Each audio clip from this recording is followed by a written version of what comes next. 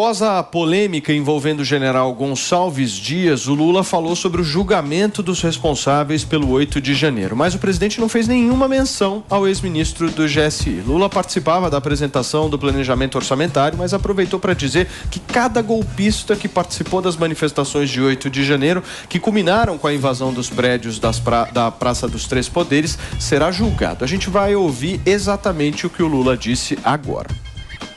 Que nesse coração aqui não tem mais ressentimento, não tem mais mágoa. Eu só quero dizer para vocês, cada pessoa que participou do golpe de 2008 vai ser julgada, vai ter direito à presunção de inocência que eu não tive, mas nós não deixaremos de julgar cada um golpista. Porque nesse país não existe espaço para nazista, para fascista e para quem não gosta de democracia. Vocês sabem que eu, olhando para o coração do Lula, acredito realmente que ele não tenha ressentimento. Eu acho que tirando o Moro, já passou com o Moro, inclusive, né? Ele já deixou, inclusive. Eu acho que ele não tem nada de ruim dentro dele, Fê. Tá tudo muito bem esclarecido. Ele é de escorpião, ele deixa passar rápido. Olhar pra frente. O amor venceu, gente. O Lula é um cara que olha pra frente, ele não tá olhando pra trás. Graças a Deus, ele é puro. Hein, ele tá Beraldo? puro. Olha, assim, primeiro me gera assim um certo desconforto de ver o Lula falando tanta bobagem, de forma tão recorrente, e as pessoas no entorno dele parecem estar com dificuldade de chamá-lo para a realidade. Depois de dizer o que ele disse há poucas semanas em relação ao Sérgio Moro, vir com essa conversa fiada e dando uma conotação de que todas aquelas pessoas, a senhorinha da cadeira de praia, ela é a golpista, que ela estava ali para dar um golpe. Quem estava querendo dar um golpe ali é quem estava observando o movimento e não exerceu o seu papel de impedir que aquilo acontecesse. O golpe à instituição houve por parte do governo federal. Essa conversinha do Lula já é para formar esse enredo. A gente ouviu mais cedo o ministro Padilha dando uma mensagem. Aliás, ontem teve o site de fofoca já tuitando contra as imagens. Apagaram as postagens e agora tem uma ordem unida ali para qual direção esses apoiadores, esses influenciadores, apoiadores da esquerda têm que ir. Agora, ele estava surfando nesse discurso até ontem, né? Depois de ontem a coisa mudou. Mas vamos combinar que os discursos do Lula são muito obsoletos, estão obsoletos, né? Porque é uma prática de política antiga. Olha quanta coisa aconteceu, olha as redes sociais como cresceram, olha toda a tecnologia que nós temos hoje no mundo, né? E esse discurso do presidente, sem dúvida alguma, ele começa a ficar obsoleto. Ele tem que realmente, ele tem que rejuvenescer esse discurso. Ele tem que ir por um outro caminho. Pensando politicamente, esse discurso dele estava colando. Ele tinha conseguido lá, pelo mês de fevereiro, ter se transformado numa vítima. E ele surfou essa onda do vitimismo. Então. Só que agora o jogo mudou. Pois é, engraçado que ele vai fazer com aquela imagem dele, todos os ministros entrando. O que ele vai fazer com aquilo? Pois é interessante que ele falou que não tem mais ressentimento, né? Mas todos lembram que recentemente, quando surgiu o caso de tentativa de atentado contra o Sérgio Moro, o ex-ministro Sérgio Moro, o Lula ironizou e falou assim, é mais uma armação do Moro. Claramente um tom de vingança, claramente ele não está nem aí para a vida do Sérgio Moro porque ele quer vingança. No próprio discurso ele diz o seguinte, aqui não tem mais ressentimento, mas a gente vai combater esses fascistas e aquele velho discurso hipócrita da esquerda. A verdade é que tem muito ressentimento sim nas políticas do Lula. A verdade é que o Lula quer vingança porque eles perderam o poder da presidência da República, porque ele foi preso com razão por aquilo que fez. Mas não, agora ele tem a oportunidade de implementar essa vingança. E o fato é, se é para investigar todo mundo, eu desafio o Lula a não interferir na formação da CPMI e deixar que alguém imparcial assuma a presidência da CPMI. Ué, você não quer que os fatos sejam averiguados? Então que alguém imparcial faça esse julgamento. Agora, o que se ouve é que eles querem colocar um petista para fazer o julgamento. Um petista julgando a irresponsabilidade do próprio governo? Faz sentido isso? Pra mim não faz. Parcialidade em CPI, né? Todo mundo é político ali. CPI é circo. Pois é, mas se é para os fatos serem averiguados, então... Sim, vamos precisar ter uma composição equilibrada. A CPI é um instrumento de entretenimento político.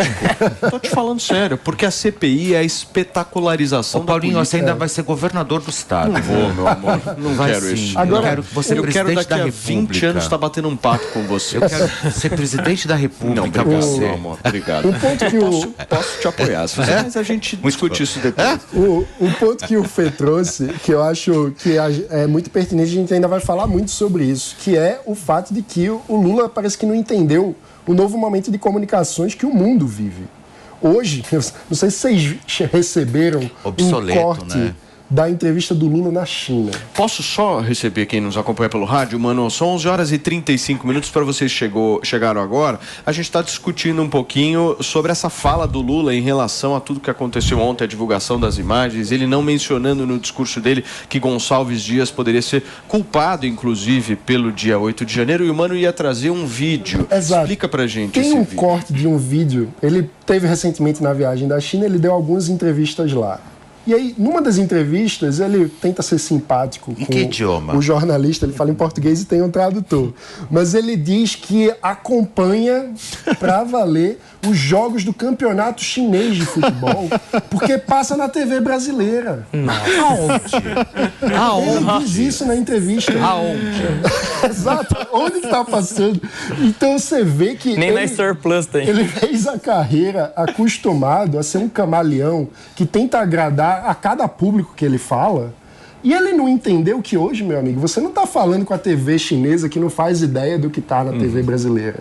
Porque isso vira um corte, viraliza e você passa ridículo com o brasileiro que gosta de futebol e sabe que houve transmissão do campeonato chinês por um tempo, mas já tem alguns anos que não está em TV nenhuma, ninguém acompanha o campeonato chinês de futebol. Esse vídeo é maravilhoso, está viralizando na internet. Vou ver se a gente consegue pegar, Maria. Eu já mando para você no zap. É muito espetáculo. Mas é realmente essa questão obsoleta da comunicação. O vídeo da abóbora também é meio tosco, né? Ele pega a abóbora com um chapeuzinho. E que ele tenta adaptar o discurso para cada público. Só que isso não funciona mais, porque agora as coisas circulam. Teve uma passagem, Felipe, do Lula, ele deu uma entrevista num grande podcast durante a eleição, e aí quando termina, o entrevistador pergunta a ele, fale suas redes sociais, Lula, e tal. Ele, não sei, ele não fazia a menor ideia do qual era o arroba da rede social dele, mostrando claramente que ele está totalmente desconectado desse mundo que existe hoje. Eu acho que o cárcere é uma experiência que certamente deve deixar marcas muito profundas nele, e ele vem com esse discurso que é completamente fora da realidade, que a gente sabe que ele demonstra em inúmeras ocasiões. E é um dos fatores que está mais comprometendo o começo do governo Lula, é exatamente ele não saber lidar com a exposição das redes sociais, porque qualquer derrapada que ele dá viraliza, ele tem que vir uma crise de governo. Mas isso que o Mano falou aqui é bem relevante, né, Fê? Porque esse vídeo, para vocês que não assistiram esse vídeo, a gente está tentando pegar aqui para vocês para exibir. É uma entrevista mesmo que ele deu para uma TV chinesa, em que ele fala claramente que ele acompanha o futebol chinês e que ele assiste no Brasil atentamente e adora os jogos e tal. E aí você percebe claramente esse ponto que o Mano traz, né? Que é o jeito de ser, né? Aquela coisa do político antigo, de contar mentira, bater nas costas do cara, aquela relação... Aquelas mentiras fake, bobas, sabe? né? O que eu posso falar para agradar esse cara? Aí ele vai e fala. Meu, é impressionante. É verdade, mas assim, essa questão ainda dessa comunicação dele, isso me incomoda muito, porque o mínimo que você tem que fazer quando você assume, principalmente a presidência de um país, né, do tamanho do Brasil, aonde essa juventude toda hoje navega e trafega e dentro dessa internet e dentro dessa tecnologia, o mínimo que você tem que fazer é se inteirar dentro de alguma história, né? Porque esse papo aí, tipo, o meu coração, e aí sabe? também... Essas coisas, me lembra Sarney, sabe? Uma coisa, né? Uma coisa tipo, eu amo vocês. Mas e essas as palavras mentiras, ficam vazias, né? Se ele quer demonstrar que agora ele é outra pessoa, que ele se arrependeu da mágoa do Moro, pô, então presta solidariedade ao Moro pelo caso lá do PCC tentando matar o Moro, faz um gesto de fato, de verdade, não bota pra boca. Agora, mas se ele mente nas pequenas coisas, imagina nas coisas realmente relevantes. Mas o Beraldo falou uma coisa importante também. Há um Lula transformado depois que ele sai da prisão. Isso é fato. Aliás, qualquer pessoa que ficasse na prisão por uma quantidade de tempo vai sair de uma outra forma, pensando de outra forma, analisando de outra forma. Né? E hoje o Lula, ele é um ressentimento puro, né? Sim. Ele é um ressentimento puro ali. Se a gente olhar o Lula, todas as falas dele é carregada de ódio, de rancor, de sentimento de vingança, com algumas figuras específicas, como por exemplo o que o Pavanato citou, o Sérgio Moro.